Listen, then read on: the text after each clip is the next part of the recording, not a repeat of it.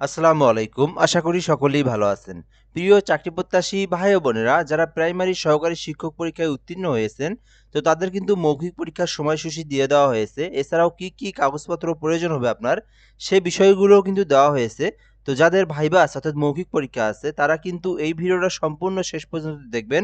কেননা আপনাদের এই বিষয়গুলো দেখা উচিত এবং বোঝা উচিত, জানা উচিত। তাহলে কিন্তু আপনারা যে কি প্রিপারেশনটা নেওয়ার, এই প্রিপারেশন সম্পর্কে আপনারা অবগত হবেন। তো অবশ্যই আপনারা ভিডিওটা সম্পূর্ণ শেষ পর্যন্ত দেখবেন, তাহলেই বুঝতে পারবেন। তার আগে একটা বিষয় বলে নেই, যারা আমাদের এই চ্যানেলে নতুন দেখতেছেন ভিডিওটা, সাবস্ক্রাইব করে রাখবেন। বাংলাদেশের সকল সরকারি চাকরির নিয়োগ সার্কুলার আমাদের এই চ্যানেলে প্রকাশ করা হয়।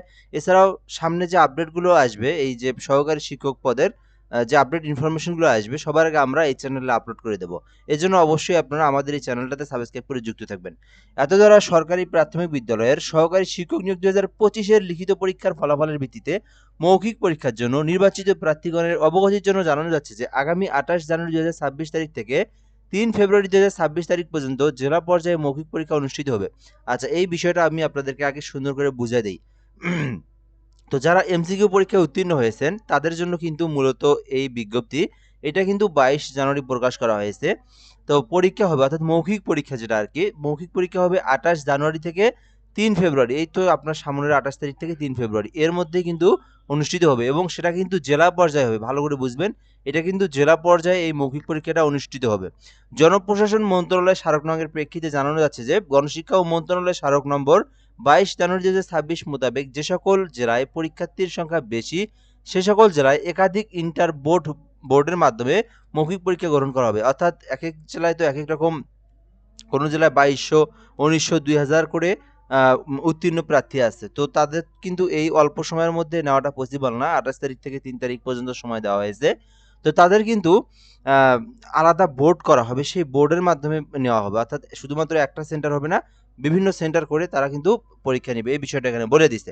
মৌখিক পরীক্ষার জন্য নির্বাচিত প্রার্থীগণকে অনলাইনে আবেদনের আপলোডকৃত ছবি, আবেদনের কপি সংশ্লিষ্ট ইউনিয়ন পরিষদের চেয়ারম্যান, পৌরসভার মেয়র, সিটি কর্পোরেশন কাউন্সিল কর্তৃক প্রদত্ত নাগরিকত্ব সনদ, জাতীয় পরিচয়পত্র, লিখিত পরীক্ষার প্রবেশপত্র, মুক্তিযোদ্ধা, শহীদ মুক্তিযোদ্ধা ও বীরাঙ্গনার সন্তানদের কোটায় আবেদনকারী প্রার্থীদের ক্ষেত্রে সরকারের সর্বশেষ সিদ্ধান্ত অনুসারে মুক্তিযুদ্ধ বিষয়ক মন্ত্রণালয় কর্তৃক প্রদত্ত মুক্তিযোদ্ধার গেজেট ও মুক্তিযুদ্ধের সাথে সম্পর্ক সনদের সত্যায়িত কপি, শারীরিক প্রতিবন্ধী সুবর্ণ নাগরিক কার্ডধারী তৃতীয় লিঙ্গের প্রার্থীর ক্ষেত্রে সমাজসেবা অধিদপ্তর কর্তৃক প্রদত্ত সনদ, ক্ষুদ্র নৃগোষ্ঠীর প্রার্থীদের ক্ষেত্রে সংশ্লিষ্ট উপজেলা নির্বাহী কর্মকর্তা এবং সিটি কর্পোরেশন এলাকা হলে জেলা প্রশাসক কর্তৃক প্রদত্ত ক্ষুদ্র নৃগোষ্ঠী পরিচিত বিষয়ক সনদ। আচ্ছা, এই বিষয়টা আমি আপনাদেরকে আগে ভালো করে বুঝা দেই। আচ্ছা, প্রথমত কি আপনি নিয়ে যাবেন? আপনাকে যে মৌখিক পরীক্ষায় যাবেন, ওইখানে আপনার কি ডকুমেন্ট আপনি সঙ্গে নিয়ে যাবেন? প্রথমত আপনার ছবি নিয়ে যাবেন। আপনি আবেদনের সময় যে ছবিটা দিয়েছিলেন, যে ধরনের ছবি দিয়েছিলেন, যে ছবিটা দিয়েছিলেন, ঠিক ওই ছবিটাই আপনারা আপনার মৌখিক পরীক্ষায় যখন যাবেন তখন কিন্তু আ ২-৩ কপি ৫ কপি আপনারা সঙ্গে নিয়ে যাবেন ১। দ্বিতীয় বিষয় হচ্ছে আবেদন কপি। আপনারা আবেদন যখন করছেন, যে অ্যাপ্লিকেশন কপিটা আছে, ওই অ্যাপ্লিকেশন কপিটা আপনারা পিডিএফ যাদের আছে তারা কম্পিউটার দোকান থেকে বের করে নিবেন। আর যাদের বের করা আছে তারা ওটা নিয়ে যাবেন। অবশ্যই কালার প্রিন্ট বের করে নিয়ে যাবেন। এই বিষয়গুলো আপনারা মাথায় রাখবেন। আবেদন কপি অর্থাৎ অ্যাপ্লিকেশন কপি। আবেদন যখন করছেন তখন যে কপিটা দেওয়া হয়েছে। তো যাদের নাই তারা কিন্তু এখনো বের করতে পারবেন। ডিপিই গভ বিডি, ডিওয়াইপি আ গভ বিডি লিখে সার্চ করবেন। তারপরে আপনারা ওখান থেকে কিন্তু পাবেন। অথবা আ উম dpteletalk.com বিডি লিখলেই কিন্তু আপনারা পাবেন। কম্পিউটার দোকানে গেলেও আপনারা এটা বের করে নিতে পারবেন ইউজার আইডি দিয়েই। ঠিক আছে? আচ্ছা, তো ইউজার আইডি এবং পাসওয়ার্ড, যেটা আপনারা পেমেন্টের সময় যে পাসওয়ার্ডটা দিয়ে হয়েছিল ওইটা দিয়ে বের করতে পারবেন। সমস্যা নেই, এটা নিয়ে কোনো সমস্যা নেই। সংশ্লিষ্ট ইউনিয়ন পরিষদের চেয়ারম্যান, আচ্ছা, আপনি যদি ইউনিয়ন পরিষদের হয়ে থাকেন তাহলে আপনার চেয়ারম্যান কর্তৃক আপনার যে একটা নাগরিকত্ব সনদ সেটা নিয়ে আসতে হবে। ঠিক আছে? তো যাদের চেয়ারম্যান নাই, অনেক জায়গায় চেয়ারম্যান নাই আরকি বর্তমানে। তো প্যানেল চেয়ারম্যান আছে, প্রশাসক আছে, তাদের কাছ থেকে আপনারা স্বাক্ষর দিয়ে নিবেন। রিসেন্টলি স্বাক্ষর দিয়ে নিবেন। ঠিক আছে? অর্থাৎ আগের অনেকে আবার ৩ মাস ৬ মাস আগের ওইটা নিবেন না। একদম রিসেন্টলি আপনারা নাগরিকত্ব সনদ নিজ চেয়ারম্যান থেকে দ্রুত সময়ের মধ্যে কালেক্টেড করে নিবেন। আচ্ছা, যাদের পৌরসভা তাদের পৌরসভা থেকে নিবেন, যাদের সিটি কর্পোরেশন তারা সিটি কর্পোরেশন থেকে নিবেন। আচ্ছা, নাগরিকত্ব সনদ দিবেন। ঠিক আছে? তারপরে হচ্ছে জাতীয় পরিচয়পত্র। আপনার এনআইডি কার্ড, জাতীয় পরিচয়পত্র, এটার মূল কপিটা নিয়ে যাবেন অবশ্যই। যাদের স্মার্ট কার্ড নিয়ে যাবেন। যাদের ভিজুয়াল কার্ড মানে ম্যানুয়ালি কার্ড যাদের, মানে বেসিক যে কার্ডটা আরকি, সাদা, তো ওইটাই আপনারা নিয়ে যাবেন, মূল কপিটা নিয়ে যাবেন আর কি। ফটোকপি নিয়ে যায় না, আবার মূল কপি নিয়ে যান। লিখিত পরীক্ষা, তবে এখানে ফটোকপিও নিয়ে যাবেন একটা, দুইটা, তিনটা, আবার আপনারা ওই যে মূল কপিটাও নিয়ে যাবেন। আচ্ছা, লিখিত পরীক্ষার প্রবেশপত্র। লিখিত পরীক্ষার প্রবেশপত্র অর্থাৎ এডমিট কার্ড, যেটা আপনি যে পরীক্ষা দিয়েছেন, আপনার রোল নাম্বার আছে, যেটা এডমিট কার্ড পরীক্ষা দিলেন এই তো আপনার 9 তারিখে, সেই এডমিট কার্ডটা আপনারা নিয়ে যাবেন। অবশ্যই কালার প্রিন্ট, যেটা পরীক্ষা দিয়েছিলেন ওইটা নিয়ে যাবেন। আচ্ছা, ওইটা আপনি চাইলে এখনো বের করতে পারবেন। মুক্তিযুদ্ধ, আচ্ছা, এখন দেখব আপনি যদি মুক্তিযোদ্ধার সন্তান হয়ে থাকেন, সেক্ষেত্রে আপনার মুক্তিযোদ্ধার যে সনদ যেটা আছে, আপনার বাবার যে মুক্তিযোদ্ধার সনদ, যদি কেউ মুক্তিযোদ্ধার কোটা দিয়ে আবেদন করে, সেক্ষেত্রে আপনার বাবার মুক্তিযোদ্ধার যে সনদ আছে, সেই সনদের সত্যায়িত কপি নিয়ে যেতে হবে, ঠিক আছে? মুক্তিযুদ্ধ বিষয়ক মন্ত্রণালয় থেকে আপনার ওই ওইটার কিন্তু সত্যায়িত কপি নিয়ে যেতে হবে একটা সনদ। আপনারা মূলটাও নিয়ে যাবেন, মূলটা না থাকলে আপনারা ফটোকপি সত্যায়িত করে নিয়ে যাবেন।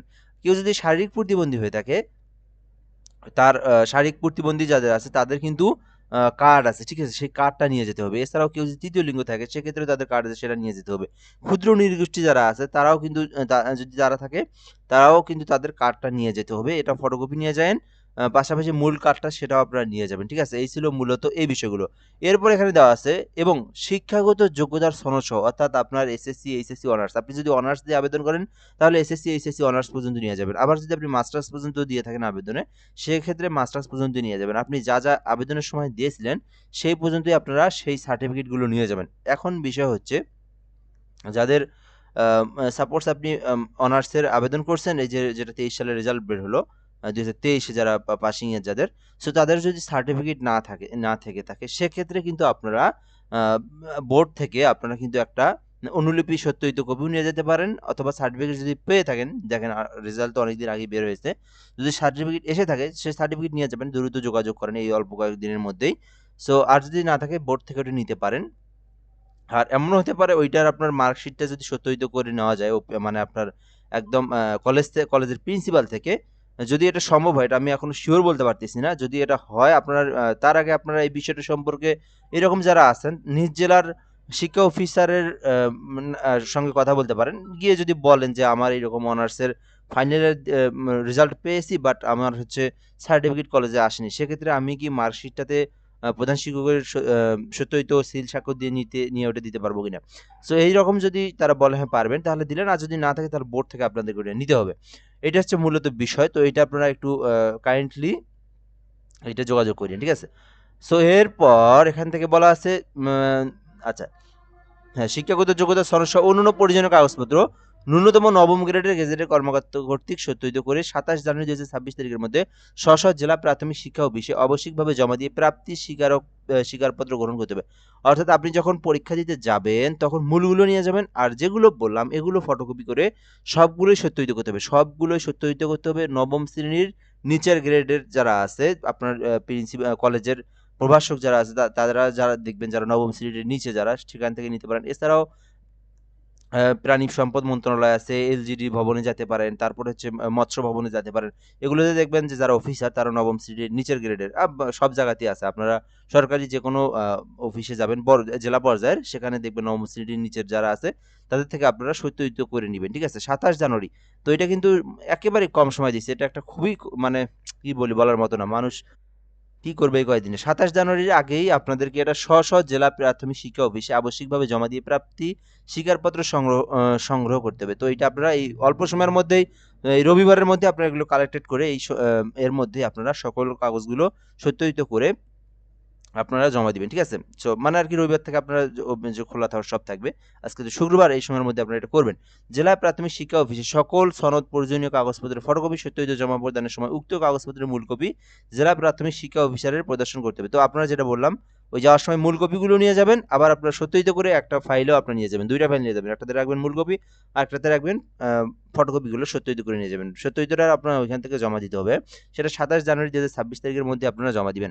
এই ছিল মূলত বিষয়। এরপর যদি আমরা এখান থেকে দেখি, মৌখিক পরীক্ষার সময় বর্ণিত সকল সনদ, প্রাপ্তি স্বীকারপত্র ও অন্যান্য কাগজপত্রের মূল কপি প্রার্থীকে সঙ্গে আনতে হবে। মৌখিক পরীক্ষার তারিখ ও সময় সংশ্লিষ্ট জেলা প্রাথমিক শিক্ষা অফিসারের ওয়েবসাইটে নোটিশ বোর্ডে প্রকাশ করা হবে।